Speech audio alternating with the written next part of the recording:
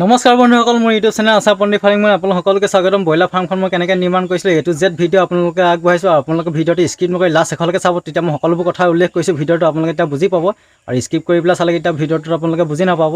আৰু ফাৰ্মখন এখন একদম প্ৰথমৰ পৰা শেষলৈকে কমপ্লিট হোৱালৈকে আপোনালোকক মই ভিডিঅ'টো দাঙি ধৰিছোঁ। আৰু ভিডিঅ'টো অলপ দীঘলীয়া হ'ব, তাৰ কাৰণে মোক ক্ষমা কৰিব। আৰু A to Z ভিডিঅ' দেখাব গ'লে অলপ দীঘলীয়া হ'ব। আৰু এই ভিডিঅ'টো আপোনালোকে ভালদৰে যদি চাই স্কিপ নকৰে, তেতিয়া নিশ্চয় আপোনালোকে বুজি পাব এখন মজবুত পল্ট্ৰি ফাৰ্ম আমি কেনেকৈ বনাব পাৰোঁ কমটি খৰচাৰ ভিতৰত। সেইটো আপোনালোকক মই ভালদৰে দেখাম।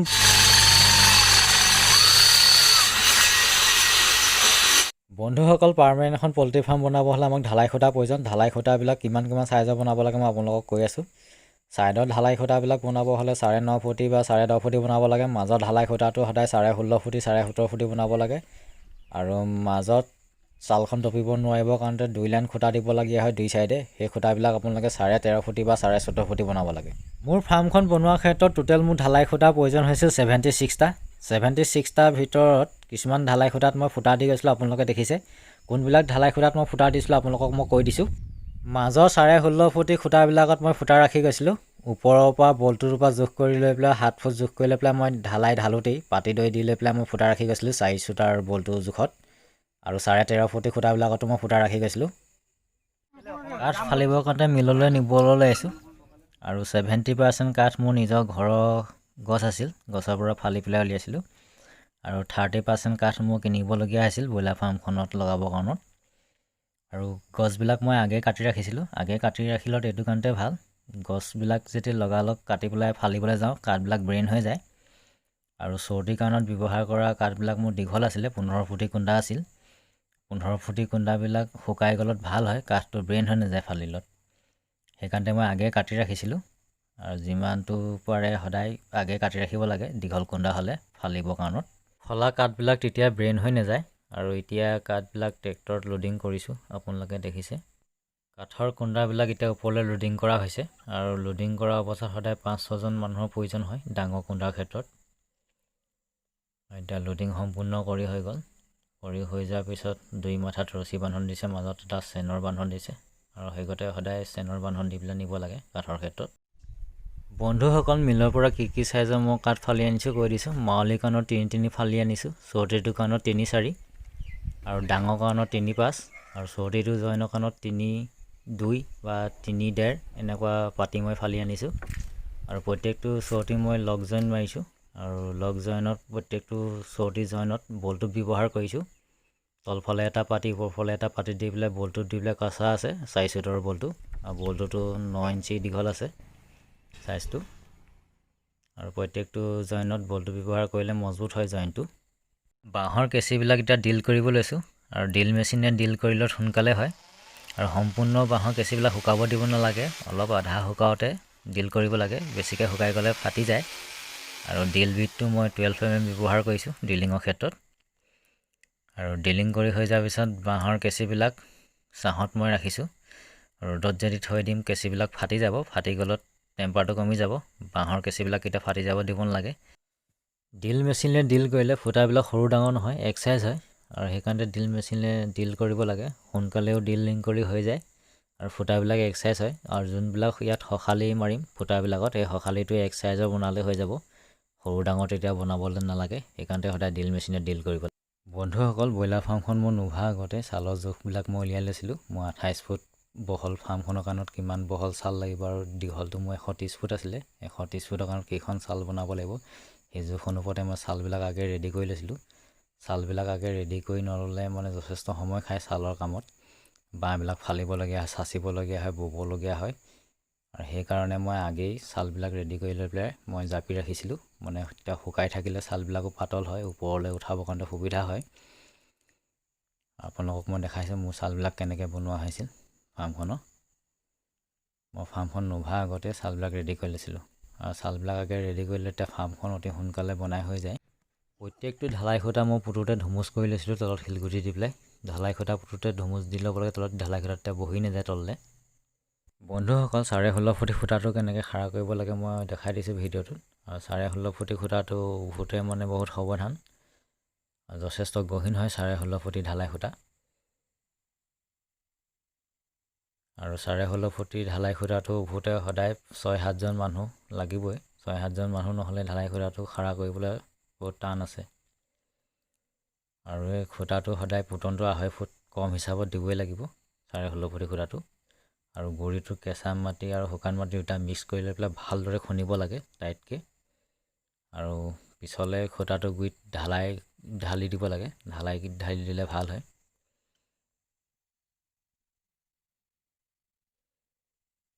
মই 16.5 ফুটি খুঁটাটো কেনেকৈ উভিছোঁ আপোনালোকক দেখাইছোঁ। আপোনালোকৰ ফাৰ্ম বনালে তেতিয়া 16.5 ফুটি খুঁটা বনালে মোৰ দৰে আপোনালোকে উভিব, সেইকাৰণে মই ভিডিঅ'টো দেখাই দিলোঁ।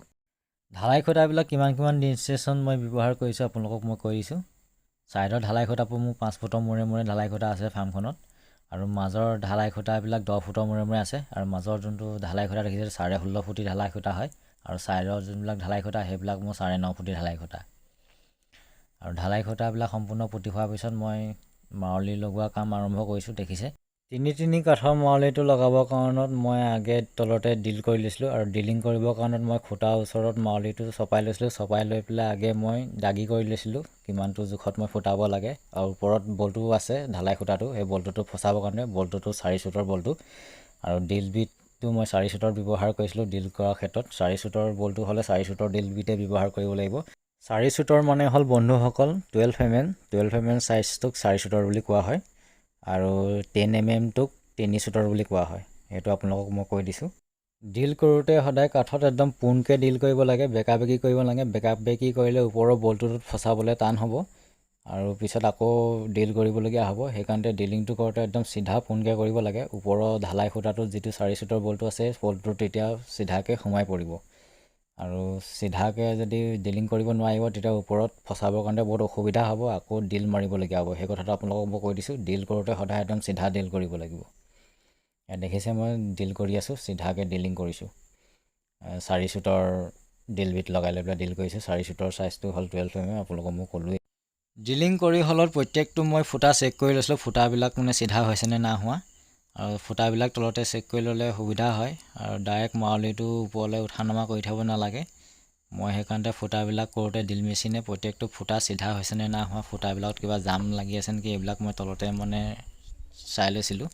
আৰু ওপৰত মাৱলিটো উঠাই লৈ পেলাই মই ডাইৰেক্ট যোনবিলাক ঢালাই খুঁটা মূৰত 4 চুটৰ বল্টু আছে 4 চুটৰ বল্টুবিলাকত মই ফচাই দিছিলোঁ, আৰু ফচাই দিয়াৰ ক্ষেত্ৰত কোনো অসুবিধা হোৱা নাছিল। মই তলতে মানে ফুটাবিলাক চব ক্লিয়াৰ কৰিছোঁ। আপোনালোকে এতিয়া দেখিছে 4 চুটৰ বল্টুবিলাকত মই এতিয়া ফচাই দিলোঁ মাৱলিটো, আৰু তলতে মই ফুটাবিলাক ক্লিয়াৰ কৰি লোৱাৰ কাৰণতে ওপৰত মোৰ কোনো প্ৰব্লেম হোৱা নাই। লাহে লাহে হাতুৰিটোৱে মই মুৰিয়াই লৈ পেলাই পকা খুঁটাটো যোনটো বল্টু আছে বল্টুটোত মই ফচাই দিলোঁ কাঠটো।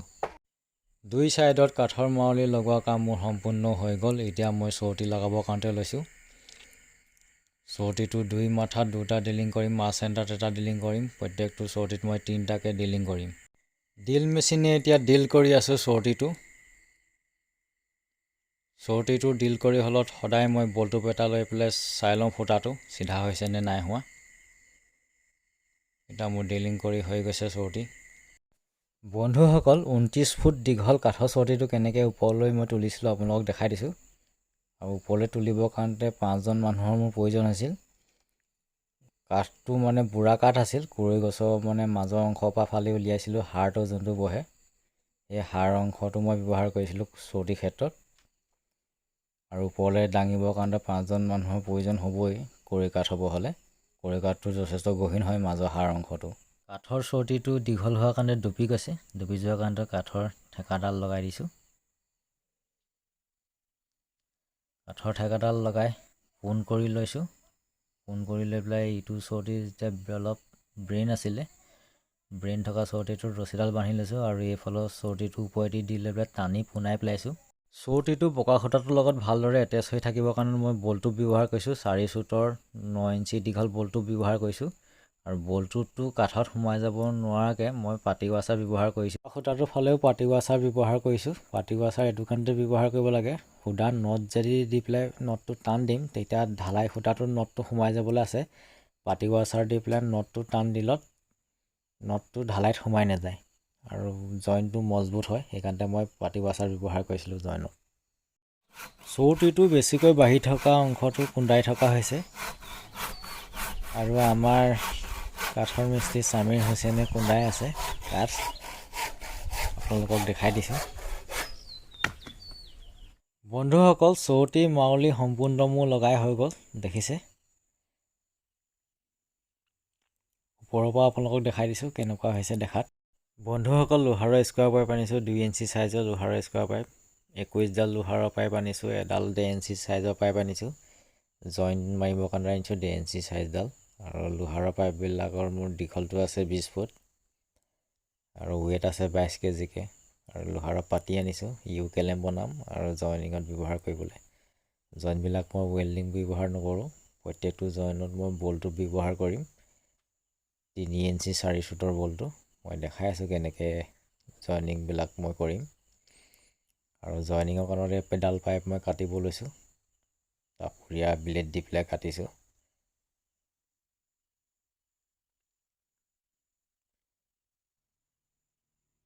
প্ৰায় 1.5 ফুটকৈ কাটিছোঁ পাইপবিলাক জইন কৰিবৰ কাৰণত প্ৰথমে কাটি লৈছোঁ 1.5 ফুটকৈ বন্ধুসকল স্কোৱাৰ পাইপৰ টুকুৰাবিলাক মই হেক্সো ব্লেড দিয়ে কাটিছিলোঁ হেক্সো ব্লেড দি কাটিলে অলপ টাইম লাগে মেচিনত কাটিলে অলপ সোনকালে হৈ যায় কামটো সোনকাল হয় সেইকাৰণে মেচিন ব্যৱহাৰ কৰিব পাৰিলে বহুত ভাল হয় বন্ধুসকল প্ৰথমতে সৰু ডিল বিট লগাই পেলাই মই ডিল কৰিছিলোঁ পাইপবিলাক আৰু পিছত মই যিমানটো সাইজৰ বলটো ব্যৱহাৰ কৰিছিলোঁ বা 3 চুটৰ কইলত মই 3 চুটৰ ডিল বিট লগাই পেলাই ডিল কৰিছিলোঁ আৰু 4 চুটৰ নট ব্যৱহাৰ কৰাৰ ক্ষেত্ৰত 4 চুটৰ আকৌ ডিল বিট লগাই পেলাই ব্যৱহাৰ কৰিছিলোঁ প্ৰথমতে অৱস্থাত মই 8 mm ডিল বিটটোৱে ডিল কৰি লৈছিলোঁ 8 mm ডিল বিটটোৱে ডিল কৰি ল'লে লোহাৰ পাইপটো সোনকালে ফুটাটো উলিয়াব পাৰি আৰু 8 mm ডিল বিট যদি ব্যৱহাৰ কৰিব নোৱাৰে যথেষ্ট টাইম লাগে ডিল কৰোঁতে বন্ধুসকল মই লোহাৰৰ স্কোৱাৰ পাইপবিলাকৰ জইনবিলাক কেনেকৈ কৰিছিলোঁ মই দেখাই দিছোঁ ভিডিঅ'টোত আপোনালোকে চাওক মই দুই সাইডে দুটা মই বল্টটো ব্যৱহাৰ কৰিছিলোঁ বল্টটো 4 চুটাৰ বল্টটো হয় 3 ইঞ্চি দীঘল আৰু প্ৰত্যেকটো মই জইণ্টতে মই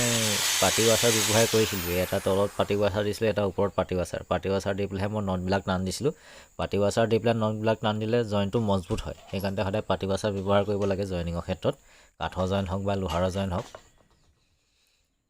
এতিয়া মই জইনটো কেনেকৈ মাৰিছিলোঁ আপোনালোকক দেখাই দিছোঁ দেখিছে তলফালৰ পৰা মই বল্টটো ভৰাই দিলোঁ ভৰাই পেলাই ওপৰফালে মই নটটো লগাই পেলাই দেখাই দিছোঁ আপোনালোকক ফ্ৰামত যেতিয়া লগাইছিলোঁ লোহাৰৰ জইনটোত আৰু এটা তলত পাতি আৰু এটা ওপৰত পাতি মই দি দিছিলোঁ লোহাৰৰ 2 ইঞ্চি পাতি ছালখন ডুপিব নোৱাৰাকৈ 2 লাইন মই আকৌ লোহাৰৰ পাইপ ব্যৱহাৰ কৰিছিলোঁ লোহাৰৰ পাইপত মই চৌতি পাইটো ডাং দিছিলোঁ ডাংটো সলনি কৰি আছোঁ আৰু ডাংটো মই সলনি কিমান সাইজৰ কৰিছিলোঁ আপোনালোকক মই কৈ দিছোঁ ডাংটো সলনি মই 2 ইঞ্চি সাইজত কৰিছিলোঁ ডাংটো সলনি আৰু লোহাৰৰ পাইপটো মোৰ 2 ইঞ্চি আছিলে যোনটো স্কোৱাৰ লোহাৰৰ পাইপটো সেই স্কোৱাৰ লোহাৰৰ পাইপটো জোখত মই সলনি কৰিছোঁ আৰু সলনি কৰা কাঠটো 3-5 কাঠ চৌতিটো ডাঙৰ মই সলনি কৰি হোৱাৰ পিছত প্ৰত্যেকটো সলনি মই চেক কৰি গৈছিলোঁ পাৰফেক্ট মানে সলনি হৈছে নে নাই হোৱা আপোনালোকক মই দেখাই দিছোঁ মই 2 ইঞ্চি লোহাৰৰ পাইপটো ইয়াত বহাই আকৌ চাই লৈছিলোঁ কমপ্লিট হৈছে নে ওপৰত আকৌ লগাই লৈ পেলাই উঠা নমা কৰি থাকিব নালাগে তেতিয়া তলতে মই চেক কৰি লৈছিলোঁ লোহাৰৰ স্কোৱাৰ পাইপটো বতাহে দাঙি নিব নোৱাৰিব কাৰণ মই কেলেম বনাইছিলোঁ আপোনালোকে দেখিছে এইটো ইউ কেলেম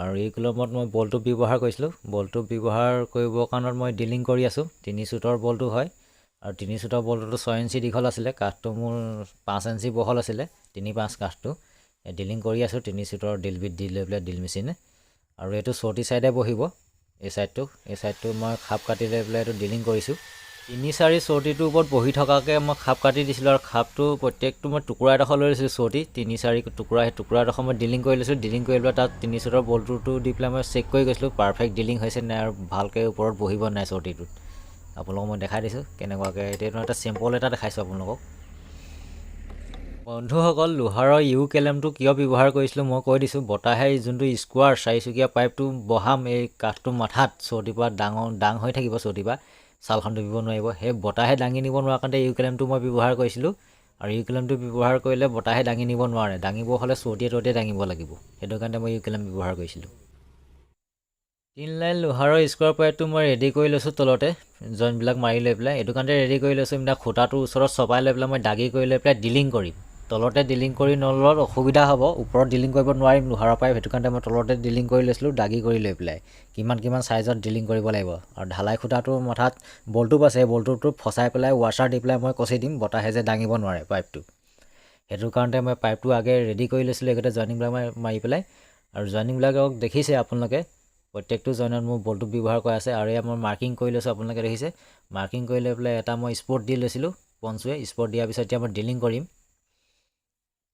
ড্ৰিল মেচিন। আৰু ড্ৰিল মেচিনটো মই নিজে আনি লৈছিলোঁ ব্লেক এণ্ড ডেগাৰ 550 ৱাটৰ, বহুত হেভি পাৱাৰফুল মটৰ হয় 550 ৱাটটো।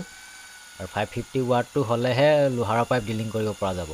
তাতকৈ যদি কমটি পাৱাৰ মটৰ হ'ব নহয় তেতিয়া মানে ড্ৰিলিং কৰিব পৰা নাযাব। 8mm ড্ৰিল বিটটোৱে ড্ৰিল কৰি হোৱাৰ পিছত আকৌ মই 4 চুটৰ ড্ৰিল বিটটো ড্ৰিল মেচিনত লগাই লৈ পেলাই আকৌ 4 চুটৰ মই ফুটাৰ চাইজটো বনাইছিলোঁ। যিহেতু মোৰ ঢালাই খুটাটো ওপৰৰ বল্টুটো 4 চুটৰ আছিল, 4 চুটৰ সেইকাৰণে ড্ৰিলিং কৰিবলগীয়া আছিল। পাইপলাইনটো ড্ৰিলিঙৰ কাম সম্পূৰ্ণ হোৱাৰ পাছত মই পাইপলাইনটোৰ ওপৰত কেনেকৈ ফিটিং কৰিছিলোঁ বন্ধুসকল মই দেখাই আছোঁ। পাইপলাইনটো মোৰ ড্ৰিলিং সম্পূৰ্ণ হোৱাৰ পিছত প্ৰত্যেকটো জইন আকৌ মই খুলি পেলাইছিলোঁ। খুলি পেলাই ওপৰত মই আকৌ যোনবিলাক ঢালাই খুটা আছিল বল্টুপ আছিল সেই বল্টুপত ফচাইছোঁ। আপোনালোকে দেখিছে বল্টুপত ফচাই পেলাই ওপৰৰ ফালে এটা পাতি ৱাছাৰ দি পেলাই নট কচি দিছিলোঁ যাতে বতাহে ওপৰলৈ দাঙি নিব নোৱাৰে। চৌটিটোৰ পৰা থকা ডাংটো আপোনালোকে দেখিছে, সেই ডাংটোত স্কোৱাৰ পাইপটো মই ফচাই পেলাই ওপৰৰ ফালৰ পৰা ইউকেলেম লগাই পেলাই মই নট কচি দিছিলোঁ। আৰু ড্ৰিলিং কৰি লৈ পেলাই 3 চুটৰ বল্টু 6 ইঞ্চি বল্টু দি পেলাই ৱাছাৰ দি নট কচি দিছিলোঁ যাতে বতাহে ওপৰলৈ পাইপলাইনটো দাঙি নিব নোৱাৰে। 3 লাইন লোহাৰৰ পাইপ লগাইছিলোঁ ফাৰ্মখনত, চাল দুখন ডুপিব নোৱাৰাকৈ 2 লাইন আৰু মাজতে লাইন। বন্ধুসকল বাঁহৰ কেঁচি লগোৱা কাম মোৰ সম্পূৰ্ণ হৈ গৈছে। প্ৰত্যেকটো কেঁচি ইটোৰ পৰা ইটোলৈ দূৰত্ব যোনটো গেপ আছে সেই গেপটো 3 ফুট আছে। আৰু 3 ফুট সদায় গেপছত কেঁচিবিলাক লগাব লাগে বাঁহৰ ফাৰ্মৰ ক্ষেত্ৰত, তেতিয়া ওপৰৰ পৰা যোনখন চাল দিম সেই চালখন তলে ডুপি নাযায়। আৰু প্ৰত্যেকটো কেঁচি সদায় ভালদৰে বান্ধি ৰাখিব লাগে। মোৰ দেখিছে লোহাৰৰ যোনটো স্কোৱাৰ পাইপ আছে স্কোৱাৰ পাইপটোৰ ওপৰত এডাল মই বাঁহ দিছোঁ, কেঁচিবিলাক ওপৰলৈ দাঙি নিব নোৱাৰাকৈ বতাহে মই বান্ধি ৰাখিছোঁ।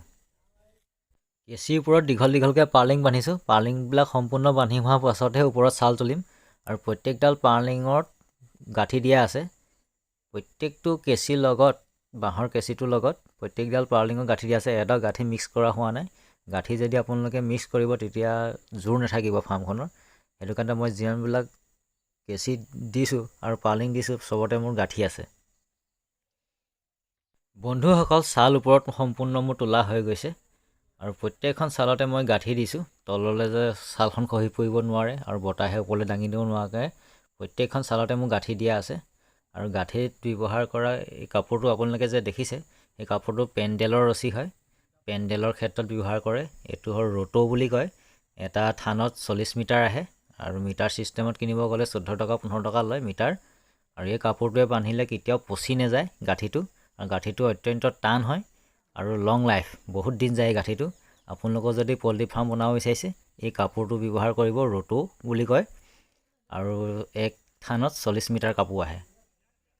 আৰু এই এনেকুৱা থান মোৰ গোটেই ফাৰ্মখন বনাবৰ কাৰণতে 12টা থান মোৰ প্ৰয়োজন হৈছিল।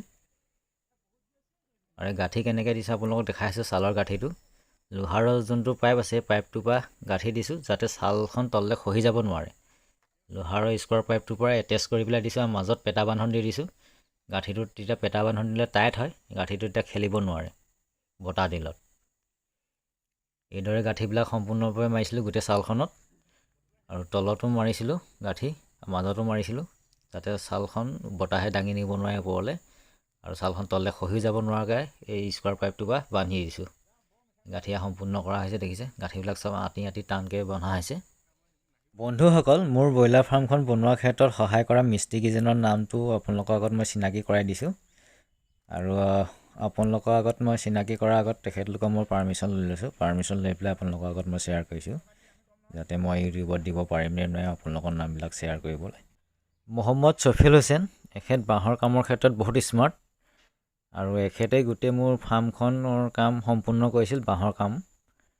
আৰু এখেতে এতিয়া গাঁঠি দি আছে আপোনালোকে দেখিছে। ক'ব গ'লে মোৰ ৰিলেশ্যনৰে হয়, মানে দাদা হয় ক'ব গ'লে, মোৰ ৰিলেশ্যনতে আহে। ছালৰ গাঁঠি দি আছে।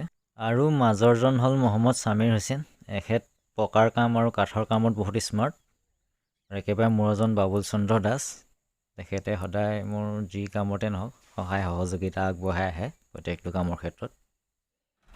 বন্ধুসকল এতিয়া খেৰ আনিছোঁ ফাৰ্মখন চাবৰ কাৰণত। আৰু এটা ডাঙৰ ট্ৰেক্টৰ টিলাৰত মানে 10,000 খেৰ আহে ফুল লোড। আৰু দীঘল খেৰ আনিছোঁ, দীঘল খেৰ আনিলে খেৰটো কম খায় ফাৰ্মখনত। আৰু চুটি খেৰ হ'লে খেৰটো বেছিকৈ লাগিব। আৰু খেৰ এতিয়া আনলোড কৰিব লৈছোঁ। ডাঙৰ ট্ৰেক্টৰ টেলাৰে মোৰ 3 টেলৰ খেৰ খাইছিল গোটেই ফাৰ্মখন চাবৰ কাৰণত। 3 টেলৰ 30,000 খেৰ মই আনিছিলোঁ ফাৰ্মখন চাবৰ কাৰণত। আৰু ফাৰ্মখন মই ডাঠকৈ চাইছিলোঁ। ডাঠকৈ চালত মানে এইটো কাৰণতে ভাল, গৰমকালি ফাৰ্মখনত গৰমটো কম হয়। পাতলাকৈ চাব হ'লে গৰমটো বেছিকৈ হয় গৰমকালি, আৰু ঠাণ্ডাকালি ক্ষেত্ৰতো মানে ভাল ডাঠকৈ চালত ফাৰ্মখনৰ টেম্পাৰেচাৰটো বনাবলৈ ভাল হয়। পাতলা হ'লে ফাৰ্মখনত টেম্পাৰেচাৰ বনোৱা ক্ষেত্ৰত অসুবিধা হয়। সেইকাৰণে ওপৰৰ যোনটো চাৱনি খেৰ হওক বা টকৌপাত হওক ডাঠকৈ চাব লাগে। আৰু খেৰ আনলোড কৰি আছে আপোনালোকে দেখিছে। আৰু ডাঙৰ ট্ৰেক্টৰ টেলাৰত আনিলে এইটো কাৰণতে ভাল, হাইড্ৰলিক টেলাৰ হ'লে লগালগ সহায় থৈ গুচি যাব পাৰে, কোনো লেবাৰৰ প্ৰয়োজন নহয় খহোৱাৰ ক্ষেত্ৰত। মই 3 টেলৰ ডাঙৰ ট্ৰেক্টৰ টেলাৰে আনিছিলোঁ। বন্ধুসকল, 1 টিলৰ খেৰ আনলোড কৰা ভিডিঅ' মই বনাই ৰাখিছিলোঁ আপোনালোকক দেখাবৰ কাৰণত, আৰু ভিডিঅ'টোত আপোনালোকক দেখালোঁ খেৰটো কেনেকৈ আনলোড কৰা হয় ডাঙৰ ট্ৰেক্টৰৰ পৰা। বন্ধুসকল, ফাৰ্মখনৰ ওপৰত খেৰ মেলি পেলাই এতিয়া চাই থকা হৈছে, আৰু অসমীয়া ভাষাত ক'ব গ'লে ঘৰ চোৱা বুলি কয়। এতিয়া ফাৰ্মখন মই চাই আছোঁ, আৰু মই তলৰ পৰা খেৰবিলাক ওপৰলৈ দি দিওঁ, 3জন মানুহে চাই আছে। ইফালৰ ছালখন মোৰ সম্পূৰ্ণ হৈ গ'ল চাই, আৰু এইফালৰ ছালখন এধা হৈছে। আৰু ঘৰটো চাওঁতে সদায় ডাঠকৈ চাব লাগে। ডাঠকৈ চালত ওপৰত যেতিয়া আমি চিলপলিন লগাম, এই চিলপলিনৰ টাবটো তললৈ নাহে। তলে টাবটো নহাৰ ফলত গৰমকালি হিট ষ্টক কম হয় বাৰ্ডটো। ফাৰ্মখন মোৰ চাওঁতে এচালত 10 বেচাকৈ মেলা হৈছিলে, আৰু দীঘল খেৰ হোৱাৰ কাৰণত 10 বেচাতে মোৰ হৈ গৈছিল। আৰু 2খন চালত মোৰ 10 বেচাকৈ 20 বেচা খাইছিল মূধচৰ টোপ মৰালৈকে। আৰু চাওঁতে মই সদায় গাঁঠিবিলাক ঘনকৈ দিয়াইছিলোঁ, যাতে বতাহে খেৰটো উঘালি নিব নোৱাৰে। সেইকাৰণতে এবেচা মেলি লৈ পেলাই দীঘলকৈ কামি পাৰি পেলাই 2 ফুটৰ মূৰে মূৰে এলুমিনিয়াম তাৰৰ গাঁঠি দিয়াইছিলোঁ, খেৰবিলাক বতাহে উঘালি নিব নোৱাৰাকৈ আৰু তললৈ উঘাল খাই নাহিবৰ কাৰণত। আৰু ডাঠকৈ চোৱাইছিলোঁ। ডাঠকৈ চোৱাৰ কাৰণটো সেইটোৱেই, গৰমকালি বাৰ্ডটো হিট ষ্টক নহয়। যোনটো তাপ আহিব সেই তাপটো খেৰ ৰাখি দিব, পাতলা হ'ব হ'লে খেৰ ৰাখিব নোৱাৰিব। ফাৰ্মখন চাওঁতে সদায় ডাঠকৈ চাব লাগে, ডাঠকৈ চালত ভাল। টকৌপাতে হ'লেও ডাঠকৈ চাব লাগে, খেৰে হ'লেও ডাঠকৈ চাব লাগে। বন্ধুসকল, ফাৰ্মখন মোৰ সম্পূৰ্ণ চাই হৈ গ'ল। চাই হৈ যোৱাৰ পাছত যোনবিলাক দীঘল চুটি হৈ থাকে খেৰ মুখৰ, সেই মুখৰ খেৰবিলাক মই সমানে কাটি পেলাইছোঁ। ওপৰত মই চিলপলিন লগাম, চিলপলিন কেনেকৈ লগাম মই আপোনালোকক দেখাই আছোঁ ভিডিঅ'টোত, আৰু কি চিলপলিন লগাব লাগে সকলোবোৰ মই কৈ আছোঁ। ভিডিঅ'টো স্কিপ নকৰি লাষ্ট শেষলৈকে চাব, তেতিয়া আপোনালোকে বুজি পাব সকলোবোৰ কথা মই আপোনালোকৰ আগত মই শ্বেয়াৰ কৰি আছোঁ। ফাৰ্মখনৰ ছাইডৰ চিলিঙি সম্পূৰ্ণ লগাই হৈ গৈছে, আৰু এতিয়া মই আৰু এটা বস্তু আপোনালোকক দেখাব গৈ আছোঁ। বন্ধুসকল, ফাৰ্মত যেতিয়া আপোনালোকে কাঠ ব্যৱহাৰ কৰিব, কাঠত সদায় পোৰা মবিল আৰু ইনড'ৰ কোট মিক্স কৰি পেলাই আপোনালোকে সানি দিব। তেতিয়া কাঠবিলাকৰ লাইফটো বেছিকৈ পাব আপোনালোকে, তেতিয়া কাঠবিলাকত ঘূণ নাহে। সেইকাৰণতে আপোনালোকে সদায় পোৰা মবিল আৰু ইনড'ৰ কোট মিক্স কৰি কাঠবিলাকত সানি দিব। বন্ধুসকল, ছাইডত আমি ব্যৱহাৰ কৰা চিলিঙি হওক বা জালিয়ে হওক 2 ইঞ্চিতকৈ ফুটাবিলাক বহল হ'ব নালাগে। 2 ইঞ্চিতকৈ যদি ফুটাবিলাক বহল হয়, তেতিয়া দানা খাবৰ কাৰণতে, মুৰ্গীক দিয়া আমি দানাবিলাক খাবৰ কাৰণতে শালিকী চৰাইৰ ভিতৰলৈ সোমাই আহে। শালিকী চৰাইৰ গাত বিভিন্ন ধৰণৰ বীজাণু লাগি আহিব, তাৰ ফলত আমাৰ মুৰ্গীবিলাকত আকৌ বেমাৰ আহিব। সেইকাৰণতে আপোনালোকে চিলিঙিবিলাক আৰু ফুটাবিলাক সদায় 2 ইঞ্চি চাইজৰ বনাব, বা জালি হ'লেও 2 ইঞ্চি চাইজৰ জালি ব্যৱহাৰ কৰিব ফুটাটো। বন্ধুসকল, ফাৰ্মখনৰ ওপৰত পাল লগোৱাৰ আগত 2-3 জাক বৰষুণত আমি খেৰটো টিপ ল'বৰ কাৰণতে বৰষুণত তিতিব দিব লাগে। তেতিয়া খেৰটো টিপ ল'লত আমাৰ পালখন সমান হয়, পালখন ওখ চাপ নহয়। সেইকাৰণতে সদায় বৰষুণত তিতিব দিব লাগে 2-3 জাক। বন্ধুসকল, ওপৰৰ পালখন কেনেকৈ লগাব মই কৈ আছোঁ। প্ৰথমে পালখন সম্পূৰ্ণৰূপে মেলি ল'ব, তাৰপিছত যোনবিলাক হুক আছে হুকবিলাকত আপোনালোকে পেণ্ডেল বন্ধা যোনটো ৰছী সেইটো আপোনালোকে ব্যৱহাৰ কৰিব। পেণ্ডেল বন্ধা ৰছীটো ব্যৱহাৰ কৰিলে বহুত দিন যায়, বেগেতে পচি নাযায়। প্ৰত্যেকটো হুকত আপোনালোকে ভালকৈ বান্ধি ল'ব। বান্ধি লোৱাৰ পিছত আপোনালোকে কেঁচিবিলাক উঠাব, ওপৰত উঠাই পেলাই মজবুতকৈ আপোনালোকে বান্ধি দিব এলুমিনিয়াম তাৰে। আৰু মই ভিডিঅ'টো সম্পূৰ্ণৰূপে বুজাই দিছোঁ পালখনৰ ওপৰত কেনেকৈ পালখন মেনেজমেণ্ট কৰিবলৈ, কি কোম্পানী পাল ল'ব লাগে। আপোনালোকে ভিডিঅ'টো স্কিপ নকৰি শেষলৈকে চাই থাকক, তেতিয়া সকলোবোৰ বুজি পাব। মই ভিডিঅ'টো শেষলৈ আপোনালোকক চব বুজাই আছোঁ। পল্ট্ৰি ফাৰ্মত ইউজ কৰিব হ'লে সদায় পালটো মানে য়েল্ল' কালাৰ পাল ইউজ কৰিব, আৰু য়েল্ল' কালাৰ মানে পালটো মানে কি কোম্পানী হ'ব লাগিব মই আপোনালোকক কৈ দিছোঁ। কোম্পানীটো হৈছে www.supreme.com দিছে নাই, সুপ্ৰিম কোম্পানী হয় পালটো, চিলপলিন হয়। আৰু GSM-টো 90 GSM, সদায় 90 GSM আৰু 110 GSM এনেকৈ GSM লৈ আছে। GSM লৈ 40 স্কোৱাৰ দামটো বেলেগ হয়, আৰু 90 GSM-টো মই লওঁতে 3 টকা 40 স্কোৱাৰকৈ পৰিছিলে। আৰু য়েল্ল' কালাৰটো ইউজ কৰিলে এইটো কাৰণতে ভাল, য়েল্ল' কালাৰ পালটো মানে লাইফটো বেছি, ইয়াৰ সূৰ্যৰ তাপটো শোষণ নকৰে, ই ৰিফ্লেক্ট কৰে সূৰ্যৰ তাপটো, সেইকাৰণে মানে লাইফটো বেছি যায়। আৰু নীলা কালাৰ পালটো ইউজ কৰিলে বেছি দিন নাযায়, মানে কমটি দিনৰ ভিতৰত মানে ফাটি যায়। 1 বছৰ হৈ যোৱাৰ পিছত পালটো ওপৰৰ পৰা মানে ফাটি উৰি গুচি যায়, মানে বতাহত চিটিকি। সেইকাৰণে য়েল্ল' কালাৰ পালটো সদায় ইউজ কৰিব। য়েল্ল' কালাৰৰ পালটো মানে লাইফটো বেছি, দিনটো আপোনালোকৰ বেছি যাব, প্ৰায় 5-6 বছৰটো মানে যাবই ভালকৈ মেনেজমেণ্ট কৰিলে। দেখিছে মই কেনেকৈ ধৰণে পালটো এতিয়া মেনেজমেণ্ট কৰিছোঁ সেইটো আপোনালোকক দেখাইছোঁ। মই পালটো মানে 3 ফুটৰ মূৰে মূৰে কেঁচি দিছোঁ। কেঁচি দি লৈ পেলাই মই তলৰ যোনটো কেঁচি আছে ফাৰ্মখনৰ যোনটো ছালৰ তলত যোনটো কেঁচি আছে সেই কেঁচিটোৰ সৈতে মানে এটেচ কৰি পেলাই বান্ধি থোৱা আছে। আৰু ওপৰৰ ফালে দেখিছে খোপ এটা কাটি দিছোঁ যে তাৰটো বতাহ দিলেও যে ওলাই যাব নোৱাৰে, এই খোপত তাৰটো সোমাই থাকে। আৰু এলুমিনিয়ামৰ শকত এলুমিনিয়াম মোটা তাৰটো ইউজ কৰিছোঁ, আৰু যোনটো বতাহো ছিঙিব নোৱাৰে এইটো এটেচ কৰি লোৱা। 3 ফুটৰ মূৰে মূৰে মোৰ তলৰ কেঁচিবিলাক আছে, আৰু ওপৰৰ যোনবোৰ কেঁচিটো মই 3 ফুটৰ মূৰে মূৰে দিছোঁ। একদম মানে ইকুৱেল টু বাই ইকুৱেল মানে দিয়া আছে 3 ফুট বাই 3 ফুট। জুম কৰি পেলাই মই দেখাই দিছোঁ। ওপৰত তাৰৰ গাঁঠি দিয়া আছে, এলুমিনিয়ামৰ মোটা তাৰে মানে গাঁঠি দিয়া আছে প্ৰত্যেকটো কেঁচি মাথাই মাথাই। আৰু মানে ড্ৰিল মেচিনে ড্ৰিল কৰি লৈ পেলাইতো দেখিছে বাঁহৰ খালি ভৰাই থোৱা আছে। আৰু এই গোটেই এডাল মাজত বাঁহ দি দিছোঁ, বাঁহডাল এইটো কাৰণে দি দিছোঁ প্ৰত্যেকটো কেঁচি মানে তললৈ হেঁচা মাৰি ধৰি থাকিব বাঁহডালে, তেতিয়া মানে ওপৰলৈ দাং খাই যাব নোৱাৰে বতাহ দিলত, আৰু কেঁচিটো খেলিব নোৱাৰে। কেঁচিটো বতাহ দিলত যদি খেলিব তেতিয়া আপোনাৰ পালখনত মানে ঘঁহনি খালে কেঁচিটো তেতিয়া পালখন ফুটি যাব। সেইকাৰণতে মানে কেঁচিটোৰ ওপৰত এই বাঁহডাল দিব লাগে দীঘলকৈ। গোটেই ফাৰ্মখনত মই দীঘলকৈ বাঁহডাল দি থৈছোঁ, আপোনালোকে দেখিছে। মুধৰ পৰা মুধলৈ এডাল মই বাঁহ দিয়া আছে গোটেই ফাৰ্মখনত। আপোনালোকৰ পালখন লগাওঁতে গোটেই লগাই ল'ব। ৰছী লগালে দিন নাযায়, ৰছীটো মানে দি পেলাই কিছুমানে বান্ধে, ৰছীটো ৰ'দত ফুৰফুৰীয়া হৈ পেলাই মানে ছিগি যায়, প্ৰায় এবছৰে নাযায়। এই বাঁহ লগাই ল'লে আপোনালোকৰ কমেও 4 বছৰ 5 বছৰ গুচি যাব বাঁহৰ কেঁচি যদি আপোনালোকে ওপৰত দিয়ে পালখনৰ ওপৰত। আৰু পালখন এইগতে মানে মজবুতভাৱে মানে আপোনালোকে বান্ধিব, তেতিয়া পালখনৰ দিনটো বেছিকৈ যাব। আৰু দেখিছে এইটো কেঁচিবিলাকৰ মাথাত এলুমিনিয়ামৰ মোটা শকত তাঁৰ দি পেলাই তলৰ যোনটো কেঁচি সেইটো ফাৰ্মখন বনাওঁতে দীঘলকৈ অলপ ৰাখিব লাগিব।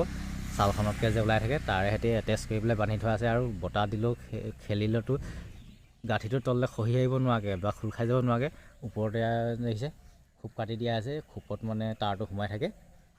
মই দেখাই দিছোঁ, সেইগতে খোপ কাটি দিব ওপৰৰ কেঁচিটোত, কাটি লৈ পেলাই আপোনালোকে বান্ধি দিব। মাজত আৰু আকৌ পেটা বান্ধন দি দিব, তেজপাত পেটা বান্ধন মানে চেপি পেলাই বান্ধি দিয়াৰ লগে লগে গাঁঠিটো তললৈ নামি নাহে, খোল খাই নাযায়। সেইটো গতে আপোনালোকে পালখন মানে বান্ধিব, তেতিয়া মানে পালখনৰ দিনটো বেছি যাব, লাইফটো বেছিকৈ পাব।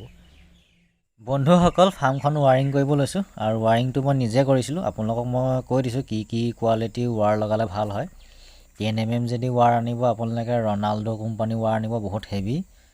আৰু 6 mm ৱাৰ আনিবলৈ যায় যদি আপোনালোকে চিকাগো কোম্পানী ল'ব। কপাৰ ৱাৰ ল'ব হ'লে হেভেলছৰ পলিকেপ, ভি গাৰ্ড এইবিলাক ভাল কোৱালিটি ৱাৰ, সেইবিলাক ইউজ কৰিব লাগে কপাৰ ৱাৰ হ'লে।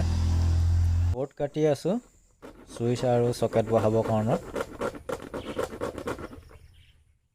বৰ্ডখন কেনেকৈ কাটিব লাগে আপোনালোকক মই দেখাই দিছোঁ অলপ চলপ। এক্স প্লেট এখন লৈ পেলাই আগে মাৰ্কিং কৰি লওঁ, কেইটা চুইচ বহাম কেইটা চকেট বহাম সেই অনুপাতে কাটিব লাগে। এটা আপোনালোকে দেখিছে চুইচ আৰু চকেট এইবিলাক মই বহাইছোঁ। এইখন মই ইনভাৰ্টাৰ কানেকশ্যনৰ কাৰণত এখন বৰ্ড ফিটিং কৰিছোঁ। 200 ৱাট 100 ৱাট বাল্ব জ্বলাবৰ কাৰণতে আমি যোনবিলাক ৱাৰ ব্যৱহাৰ কৰোঁ সেইবিলাক সদায় কপাৰ ৱাৰ ব্যৱহাৰ কৰিব লাগে। 1 mm বা 1.5 mm ব্যৱহাৰ কৰিলেও হৈ গ'ল, তাতকৈ মোটা প্ৰয়োজন নাই। কপাৰ ৱাৰটো ব্যৱহাৰ কৰিলে লং টাইম চলিব। আপোনাৰ হোল্ডাৰটো গুৰিত মানে গৰম উঠিলত ছিগি নাযায় কপাৰ ৱাৰটো হ'লে। যদি ফ্লেক্সিবল ৱাৰ লগাব, অন্য এলুমিনিয়াম ৱাৰ লগাব, হোল্ডাৰটো গুৰিত খুব ঘনে ঘনে গৰম উঠি পেলাই ছিগি যায়, সেই প্ৰব্লেমটো আহে। সেই প্ৰব্লেমটোৰ কাৰণত মই সম্পূৰ্ণৰূপে হোল্ডাৰৰ লগত কানেকশ্যন থকা যোনবিলাক ৱাৰ সেইবিলাক মই চব কপাৰ ৱাৰ ব্যৱহাৰ কৰিছোঁ ফাৰ্মখনত। বন্ধুসকল, ৱাৰিং কৰা কামটো আপোনালোকৰ এক্সপিৰিয়েঞ্চ যদি নাই আপোনালোকে নকৰিব কেতিয়াও। মোৰ ভিডিঅ'ত দেখি লৈ পেলাই ৱাৰিঙৰ কামটো বহুত ৰিস্কফুল কাম। মোৰ এতিয়া এক্সপিৰিয়েঞ্চ আছে কাৰণতে মই কৰিছোঁ, অলপ আপোনালোকক দেখাইছোঁ মই কেনেকৈ ৱাৰিং কৰিছিলোঁ। কিন্তু আপোনালোকে এইটো ভুল নকৰিব, আপোনালোকে ইলেক্ট্ৰিচিয়ান মাতি লৈ পেলাই আপোনালোকে ৱাৰিং কৰিব ফাৰ্মখন। ৱাৰিঙৰ ক্ষেত্ৰত মোৰ ভিডিঅ'টো দেখি লৈ পেলাই আপোনালোকে এইটো ভুল নকৰিব, সেইটো আপোনালোকক মই কৈ দিছোঁ। বন্ধুসকল, 200 পাৱাৰ বাল্ব 100 পাৱাৰ বাল্ব জ্বলাবৰ কাৰণতে আমি যোনবিলাক চুইচ ব্যৱহাৰ কৰিব লাগে লাইটটো অফ অন কৰিবৰ কাৰণতে, সেই চুইচবিলাক আমি DP চুইচ ব্যৱহাৰ কৰিব লাগে। DP চুইচ হ'লে লং টাইম চলে। DP চুইচ আপোনালোকে হেভেলছৰ আৰু মাৰো ল'ব। মাৰো হেভেলছ এই দুটা DP চুইচে ভাল অন্য কোম্পানীতকৈ। মই সদায় মাৰো আৰু হেভেলছৰে ব্যৱহাৰ কৰোঁ মোৰ DP চুইচ আনিবলগীয়া হ'লে। DP চুইচৰ পৰা যোনবিলাক মই বগা ৱাৰৰ কানেকশ্যন উলিয়াইছোঁ 200 পাৱাৰ 100 পাৱাৰ বাল্ব জ্বলাবৰ কাৰণে ঠাণ্ডাকালি বুডিং টেম্পাৰেচাৰ বনাবলৈ, সেই ৱাৰডাল মনোফ্লেক্স কোম্পানী 10 mm ৱাৰ হয়। আৰু মনোফ্লেক্স কোম্পানীৰ ৱাৰটো বহুত ভাল আহে, মই সেইটো কাৰণতে মানে মনোফ্লেক্স কোম্পানীৰ ৱাৰো ব্যৱহাৰ কৰোঁ। ৱাৰবিলাক ওলমি নাথাকিবৰ কাৰণত মই বন্ধা নাছিলোঁ, ৱাৰত চব ছাপৰ্টিং ক্লিপ ব্যৱহাৰ কৰিছিলোঁ। ছাপৰ্টিং ক্লিপ ব্যৱহাৰ কৰিলে ৱাৰবিলাক ওলমি নাথাকিলত এটা কাৰণতে ভাল হয়, মকৰা জালটো ইমানকৈ নধৰে। ৱাৰবিলাক য'ত ত'ত যদি ওলমি থাকে তেতিয়া মকৰা জালটো বেছিকৈ ধৰে। ৰাতিপক্ষতটো আমি ফিডিং কৰাবৰ কাৰণতে লাইটটো জ্বলাবই লাগিব। লাইটৰ পোহৰত মকৰা জালটো বেছিকৈ বান্ধে তেতিয়া মানে ৱাৰবিলাক যদি বেছিকৈ ওলমি থাকে য'ত ত'ত ৱাৰ হয় গোটেইখন মকৰা জালৰ লগতে ৱাৰ হ'লে মকৰা জালো সেইগতে হৈ যাব ফাৰ্মখনৰ সেইকাৰণতে মই ৱাৰিংটো কৰোঁতে চব ক্লিপ ব্যৱহাৰ কৰি গৈছিলোঁ ৱাৰবিলাক য'ত ওলমি থাকিব দিয়া নাছিলোঁ বাঁহত মই ৱাৰ ক্লিপটো ব্যৱহাৰ কৰা নাই যদি ৱাৰডাল টান খাই যাব কেতিয়াবা উঘাল খাই গুচি যাব ক্লিপটো সেইকাৰণে মই বান্ধি দিছোঁ পৰাচুট ৰছী দি লাইটৰ হোল্ডাৰ লগাই আছোঁ আৰু হোল্ডাৰটো সদায় মই কাল্টি হোল্ডাৰ ব্যৱহাৰ কৰোঁ মোৰ ফাৰ্মৰ ক্ষেত্ৰত 2017 চনৰ পৰা মই কাল্টি হোল্ডাৰ ব্যৱহাৰ কৰিছোঁ 2014 চনৰ পৰা ফাৰ্ম কৰিছিলোঁ তাৰ আগতে হোল্ডাৰটোৰ বিষয়ে মই ইমানকৈ জনা নাছিলোঁ 2017 চনতে হোল্ডাৰটোৰ বিষয়ে মই জানিছিলোঁ তেতিয়া এই হোল্ডাৰটো আনি পেলাই মোৰ ফাৰ্মতে ইউজ কৰিছিলোঁ আৰু হোল্ডাৰটো বহুত লং টাইম চলে এই হোল্ডাৰটোৰ ওপৰত এটা ভিডিঅ' বনাই লৈ পেলাই মই ইউটিউবত দিয়া আছে মোৰ চেনেলটো আপোনালোকে চাম বুলিলে চাব পাৰে কাল্টি হোল্ডাৰটো কিয় ভাল গোটেই ইনফৰমেশ্যনটো আপোনালোকক মই দি থৈছোঁ লাইটৰ হোল্ডাৰবিলাক সম্পূৰ্ণ মোৰ লগাই হৈ গ'ল এতিয়া প্ৰত্যেকটো হোল্ডাৰ মই এতিয়া চেক কৰিম কাৰেণ্ট আহিছেনে নাই বন্ধুসকল ৱাৰিঙৰ কামো সম্পূৰ্ণ হৈ গ'ল তলৰ বৰ্ডখন ইনভাৰ্টাৰ কানেকশ্যনৰ বৰ্ড আৰু ওপৰত মই ডি পি চুইচ ব্যৱহাৰ কৰিছোঁ ডি পি চুইচবিলাক 100 বাল্ব জ্বলাবৰ কাৰণত 100 বাল্বত সদায় ডি পি চুইচ ব্যৱহাৰ কৰিব লাগে ডি পি চুইচ ব্যৱহাৰ কৰিলে লোডটো বেছিকৈ লয় অন্য চুইচতকৈ আপোনালোকে 200 বাল্বো জ্বলালেও একো নহয় ডি পি চুইচত আপোনালোকে 10টা বাল্বলৈকে আপোনালোকে জ্বলাব পাৰিব এটা চুইচত ওপৰৰ LED বাল্ববিলাক ইনভাৰ্টাৰ কানেকশ্যনত আছে আৰু 100 বাল্ববিলাক কাৰেণ্টৰ কানেকশ্যনত আছে ডাইৰেক্ট কাৰেণ্টৰ কানেকশ্যনত ইনভাৰ্টাৰ কানেকশ্যনটো সদায় এক্সট্ৰা হ'ব লাগিব ইনভাৰ্টাৰ কানেকশ্যনত থকা প্ৰত্যেকটো লাইটতে মই মাল্টি চুইচ ব্যৱহাৰ কৰিছোঁ মাল্টি চুইচ এইটো কাৰণতে ব্যৱহাৰ কৰিছোঁ এটা এটাকৈ পাৰ্ট মই লাইট অফ কৰিব পৰাকৈ ৰাখিছোঁ যেতিয়া মুৰ্গীটো লিফটিং কৰিম এটা এটা পাৰ্টৰ লাইটবিলাক মই অফ কৰি লৈ পেলাই লিফটিং কৰিবৰ কাৰণতে মাল্টি চুইচ ব্যৱহাৰ কৰিছোঁ আৰু মুৰ্গীবিলাক লিফটিং কৰিবৰ কাৰণত লাইটবিলাক নুমুৱাই ল'লত সুবিধা হয় মুৰ্গীবিলাক এক জেগাত ৰৈ দিয়ে নিপুল লিংকাৰ ইনষ্টল কৰিব লৈছোঁ ফাৰ্মখনত বন্ধুসকল আৰু মোৰ নিপুলবিলাক 8 ইঞ্চি ডিষ্টেঞ্চত লগোৱা আছে নিপুল ড্ৰিংকাৰ ইনষ্টলৰ কাম মোৰ সম্পূৰ্ণ হৈ গ'ল আৰু মোৰ ফাৰ্মখন 28 ফুট বহল আছে 28 ফুট বহলৰ কাৰণে 4 লাইন নিপুল ড্ৰিংকাৰ লগাব লাগে মোৰ ফাৰ্মখনত 4 লাইন নিপুল ড্ৰিংকাৰ লগাইছোঁ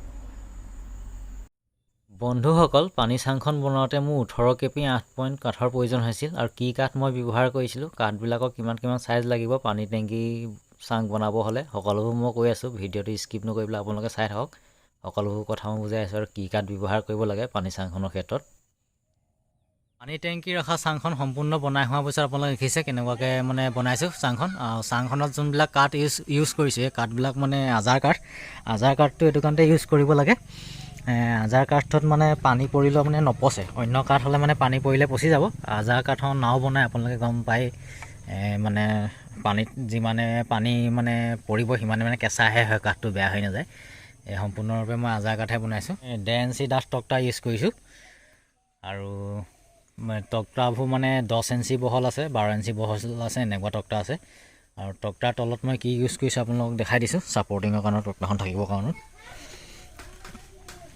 আপোনালোকে দেখিছে এইটো মানে 3-5 কাঠ ইউজ কৰিছোঁ আৰু এইটো চৰ্টি হয় আৰু ইফালে এইটো ডাবুল চৰ্টি আছে মানে পানী টেংকিটো যোনফালে আছে এইফালে ৱেটটো ল'ব লাগিব তো ৱেটটো ল'বৰ কাৰণে মানে ডাবুল চৰ্টি আছে আপোনালোকে দেখিছে আৰু চৰ্টিবিলাকৰ প্ৰত্যেকটোতে বলটো দি পেলাই মানে ৱাছাৰ কচি থোৱা আছে বল মানে চৰ্টিটো মানে ৱেট পালটো তললৈ দবি যাব নোৱাৰাকৈ আৰু তক্তাটো যোনটো মাৰিছোঁ তক্তাটো মৰা মানে যোনটো কাঠটো এই কাঠটো মানে 3-5-15 ফুট দীঘল আছে বহলটো 6 ফুট আছে চাংখন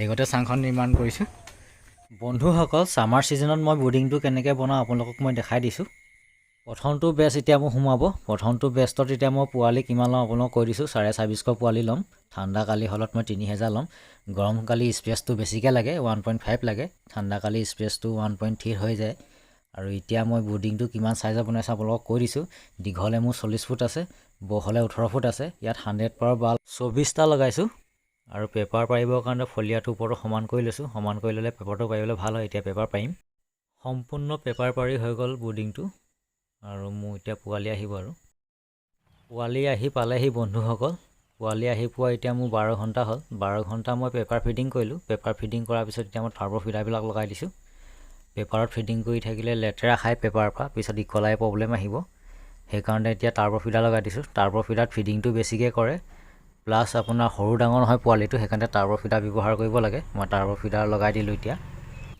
দিনত গৰমটো আছে গৰমটো থকাৰ কাৰণে লাইটবিলাক জ্বলাই দিয়া নাই ৰাতি খেলত লাইটবোৰ জ্বলাই দিব লাগিব এতিয়া টেম্পাৰেচাৰটো ঠিকে আছে সেইটো কাৰণে লাইটবোৰ নাই জ্বলো ৰাতি হ'লত এতিয়া 100 পৰা বাল্ববিলাক জ্বলাই দিলোঁ। বুডিং টেম্পাৰেচাৰটো ৰাখিব লাগিব প্ৰথম দিনাখন 32 ডিগ্ৰী চেলচিয়াছ, ফাৰেনহাইটত ৰাখিব হ'লে 95 ফাৰেনহাইট ৰাখিব লাগিব, বা 90 ফাৰেনহাইট ৰাখিবই লাগিব। তাতকৈ ডাউন হ'ব হ'লে পোৱালিবিলাক মানে থোপ লৈ ল'ব। টেম্পাৰেচাৰটো ভালকৈ ৰাখিলে তেতিয়া দানা পানীটো ভালদৰে খাব, বডি গ্ৰোথটো সোনকালে আহিব। বন্ধুসকল, পল্ট্ৰি ফাৰ্মখন বনোৱাৰ পৰা পোৱালি ভৰোৱালৈকে A to Z ভিডিঅ'টোত আপোনালোকক দেখালোঁ। আপোনালোকে যদি মোৰ চেনেলটোলৈ নতুনকৈ আহিছে তেতিয়া চেনেলটো ছাবস্ক্ৰাইব কৰি থৈ যাব।